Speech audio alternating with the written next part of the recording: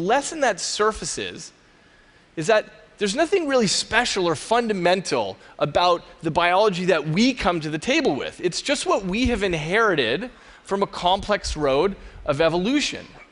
But it's not what we have to stick with. And our best proof of principle of this comes from what's called sensory substitution. And that refers to feeding information into the brain via unusual sensory channels. And the brain just figures out what to do with it. Now, that might sound speculative, but the first paper demonstrating this was published in the journal Nature in 1969. So a scientist named Paul Bach-y-Rita put blind people in a modified dental chair, and he set up a video feed, and he'd put something in front of the camera, and then you would feel that poked into your back with a grid of solenoids. So if you wiggle a coffee cup in front of the camera, you're feeling that in your back. And amazingly, blind people got pretty good at being able to determine what was in front of the camera just by feeling it in the small of their back.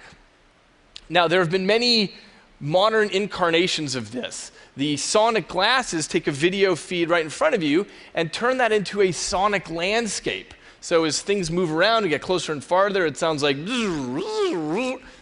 a cacophony. But after several weeks, blind people start getting pretty good at understanding what's in front of them just based on what they're hearing. And it doesn't have to be through the ears. This system uses a electrotactile grid on the forehead. So whatever in front of the video feed, you're feeling it on your forehead. Why the forehead? Because you're not using it for much else. The most modern incarnation is called the BrainPort, and this is a little electrode grid that sits on your tongue. And the video feed gets turned into these little electrotactile signals, and blind people get so good at using this that they can throw a ball into a basket, or they can navigate complex obstacle courses. They can come to see through their tongue.